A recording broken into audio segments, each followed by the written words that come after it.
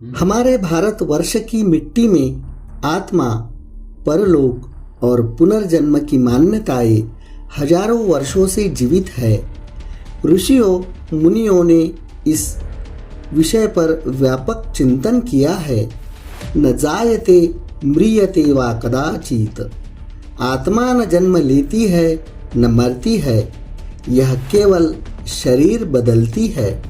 परंतु आधुनिक युग में विज्ञान और तर्क के इस समय में जब कोई बच्चा अचानक अपने पिछले जन्म की बातें करने लगे, जब वह ऐसे स्थानों, लोगों और घटनाओं का वर्णन करने लगे जिनके बारे में उसने कभी सीखा ही नहीं, तब सवाल उठना स्वाभाविक है।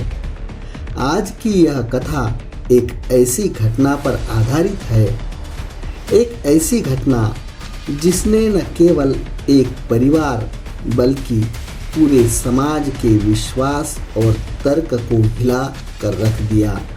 एक ऐसी घटना जिसने साबित किया मृत्यु अंत नहीं बल्कि एक नए अध्याय का प्रारंभ है। मध्य प्रदेश के सीहोर जिले के पास बसा शांतपुर गांव, जनसंख्या कम, लोग सरल और जीवन शांत। यहाँ खेतों की हरियाली और गर्म चाय की महक से दिन की शुरुआत होती थी। किसान देवकरण चौधरी का परिवार गांव में सम्मानित माना जाता था। उनकी पत्नी रुक्मिणी और दो बड़े बेटे सुशांत और देवेश। घटना साल 1998 की है। साल 1998 की एक ठंडी रात को जब आकाश में धुंध की चादर बिछी थी, उस छोटे से घर में एक किलकारी गूंजी। रुक्मिणी ने एक पुत्र को जन्म दिया था। परिवार में खुशी की लहर दौड़ गई। उसका नाम आदित्य रखा। आदित्य बचपन से ही शांत मगर बेहद संवेदनशील स्वभाव का था। कम उम्र में ही उसकी आंखों में एक अजीब सी गहराई नजर आती थी, जैसे कोई वयस्क मन किसी बच्चे के शरीर में कैद हो। आदित्य जब 3 साल का हुआ तब उससे जुड़ी अजीब घटनाएं शुरू हुई। रात को अचानक रोना, कभी कभी उठकर घबरा जाना, कभी माँ का हाथ पकड़कर सिर्फ यही कहना, माँ वहाँ आग लग गई, बहुत दर्द हुआ। रुक्मिणी समझ नहीं पाती। पूछती, बेटा आग कहाँ लगी? आदित्य जवाब देता, जहाँ मेरा घर था वह जल गया, मैं बाहर नहीं निकल पाया। और फिर उसका शरीर कांपने लगता। पहले परिवार ने सोचा कि शायद कोई बुरा सपना होगा, पर सपने रोज रोज एक जैसे कैसे हो सकते थे। आदित्य अक्सर मिट्टी के घर बनाने लगता और फिर अचानक हाथ से उसे तोड़ देता। ये घर कमजोर है, ऐसे टूट जाएगा जैसे मेरा वाला टूटा था। घर वालों को लगा कि बच्चा खेल है, लेकिन बात यहीं पर खत्म नहीं हुई। एक दिन आदित्य अपने भाइयों के साथ आंगन में खेल रहा था। तभी वह अचानक बोला, मैं भुवनेश्वर चलूंगा जहां मेरा घर है। सभी चौंक गए। शांतपुर गांव से 1000 किलोमीटर दूर ओडिशा का शहर भुवनेश्वर, जहां आदित्य का कभी जाना तो दूर, नाम तक नहीं सुना गया था। देवेश ने हंसते हंसते पूछा, वहाँ क्या है बेटा? आदित्य बोला, मेरा घर, मेरा बेटा, मेरी पत्नी अंजलि, वे लोग मेरा इंतजार कर रहे हैं। यह सुनकर सभी स्तब्ध रह गए। 3 साल के बच्चे की बात मजाक नहीं लग रही थी। उसकी आंखें नम थी, जैसे किसी खोई हुई दुनिया की पीड़ा उसमें जगी हो। देवकरण चौधरी को चिंता होने लगी। उन्होंने पंडित बुलवाए, डॉक्टर बुलवाए, पर किसी को कुछ समझ में नहीं आया। डॉक्टर ने कहा शायद बच्चा हाइपर इम्यूनाइजेशन का शिकार है, पर आदित्य की चेतना, उसका दर्द, उसका वर्णन, यह सब कल्पना जैसा तो नहीं लगता था। कुछ दिनों बाद आदित्य ने खुद कमरे की दीवार पर कोयले से एक आकृति बनानी शुरू की। टूटी हुई खिड़की, जलता हुआ घर, एक औरत जिसने गोद में एक बच्चा उठा रखा था और एक आदमी जो आग में घिरा हुआ था। रुक्मिणी डर गई। यह सब क्या है? आदित्य बोला, ये मेरा घर है और ये मैं हूँ। मैं आग में फंस गया था। अंजलि बाहर चली गई। मैं बाहर नहीं पहुँच पाया। रुक्मिणी का दिल बैठ गया। वह समझ नहीं पा रही थी कि यह 3 साल का बच्चा किस बारे में बात कर रहा है। कुछ दिन बाद आदित्य ने एक ऐसा वाक्य बोला जिसने पूरे परिवार को सन्न कर दिया। मेरा नाम आदित्य नहीं है, मेरा नाम है राघव पटनायक। मैं भुवनेश्वर में रहता था और मैं मर गया हूँ। देवकरण चौधरी को यह सब असंभव लगने लगा। उन्होंने तय किया कि गांव के स्कूल के प्रधान अध्यापक को बात बताएंगे। प्रधान अध्यापक, जो इतिहास और संस्कृति के जानकार थे, तुरंत बोले, आप इस बच्चों को लाइटली मत लीजिए। यह संभव है कि इसे पिछला जन्म याद आ रहा है। कई डॉक्यूमेंटेड केस भारत में ऐसे हुए हैं। उन्होंने सुझाव दिया, अगर एक बार भुवनेश्वर जाकर जांच कर ले तो सच्चाई सामने आ सकती है। परिवार हिचकिचा रहा था, पर आदित्य रोज रोज अपने घर, पत्नी, बेटे का जिक्र कर रहा था। आखिरकार देवकरण चौधरी ने फैसला किया कि वे आदित्य को भुवनेश्वर ले जाएंगे। भुवनेश्वर का स्टेशन, हजारों लोग, शोर, शांतपुर के गांव वालों के लिए सब नया था, पर आदित्य का चेहरा बदल गया। वह कहीं न कहीं जैसे इस भीड़ को पहचान रहा था। स्टेशन से बाहर निकलते ही उसने कहा, इस तरफ चलो, मेरा घर लक्ष्मी विहार में है। परिवार दंग रह गया, क्योंकि लक्ष्मी विहार भुवनेश्वर का एक वास्तविक इलाका है। आदित्य कॉन्फिडेंटली रास्ता बताता गया। वहाँ दाएं बाएं देखने लगा, जैसे कोई खोया हुआ आशियाना ढूंढ रहा हो। एक पुराना मकान आया। आदित्य अचानक दरवाज़ा पकड़कर बोला, यही मेरा घर था। मेरी मौत के बाद इसे ऐसे ही ठीक किया गया।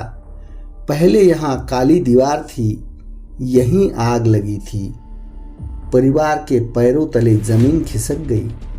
कुछ देर बाद दरवाज़ा खुला। एक लगभग 35 वर्ष की महिला सामने खड़ी थी।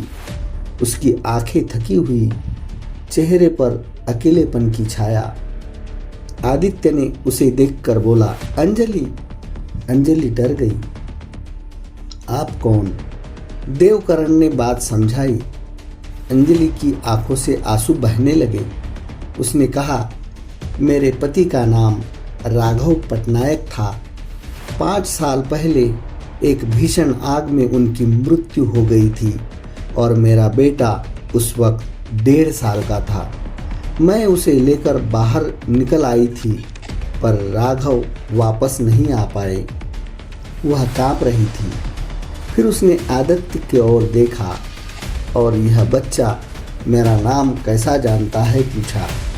सच्चाई जानने के लिए अंजलि ने एक परीक्षण किया। उसने एक कमरा खोला जिसमें राघव की पुरानी चीजें रखा करती थी। उसने शेल्फ पर रखे 3 पर्स निकाले। कहा, राघव का पर्स, इसमें से कौन सा है? आदित्य ने एकदम तुरंत पहला पर्स उठा लिया। ये वाला।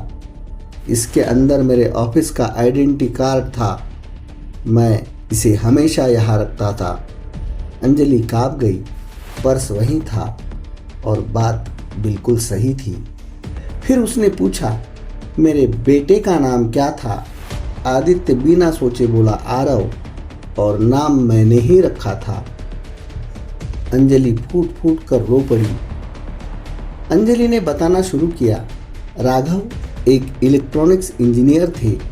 एक दिन रात में वोल्टेज फॉल्ट के कारण घर में आग लग गई। राघव ऊपर वाले कमरे में सो रहे थे। जब आग फैली, मैं आरव को लेकर नीचे दौड़ी। मैं बाहर निकल गई, पर राघव आवाज़ लगा रहे थे कि खिड़की से कूदेंगे। वह रोते हुए बोली, पर खिड़की बाहर से बंद थी और आग बढ़ती चली गई। आदित्य चुपचाप सब सुन रहा था। उसकी आंखों में वही दर्द फिर उभर आया। मुझे सब याद है। मैं खिड़की खोल नहीं पाया। मुझे बहुत दर्द हुआ था। मैं आरव को पुकार रहा था। अंजलि ने आदित्य को अपने सीने से लगा लिया। अंजलि का बेटा आरव अब लगभग 6 साल का था। जब वह आया और आदित्य को देखा, उसकी आंखें फैल गई। आरव बोला, मुझे तुम्हें देखकर डर सा क्यों लग रहा है? तुम मुझे पहले से जानते हो? आदित्य मुस्कुराया, बोला, मैं तुम्हारा पापा हूँ। आरव ने हिचकते हुए पूछा, तो फिर तुम बच्चे क्यों हो? पापा तो बड़े होते हैं। आदित्य ने कहा, मैं नई जिंदगी में आ गया हूँ, इसलिए छोटा हूँ। उसकी मासूम आवाज़ सुनकर दोनों परिवारों के दिल फट गए। आरव ने आदित्य का हाथ पकड़ लिया। क्या तुम मेरे साथ खेलोगे? आदित्य बोला, इस जन्म में मैं तुम्हारा दोस्त बनूंगा, और पापा भी। अंजलि ने आंसू पोंछते हुए अचानक आदित्य को गले लगा लिया। उस पल ऐसा लगा कि एक बिछड़ा हुआ परिवार किसी अनदेखी डोर से फिर जुड़ गया हो।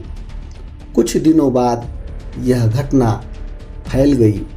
कई डॉक्टर, मनोवैज्ञानिक, प्रोफेसर गांव में आए। सबने आदित्य से सवाल किए, आग कैसे लगी? तुमने खिड़की क्यों नहीं खोली? तुम्हारा ऑफिस कहाँ था? तुम्हारी बाइक का रंग क्या था? आदित्य ने हर सवाल का सही जवाब दिया।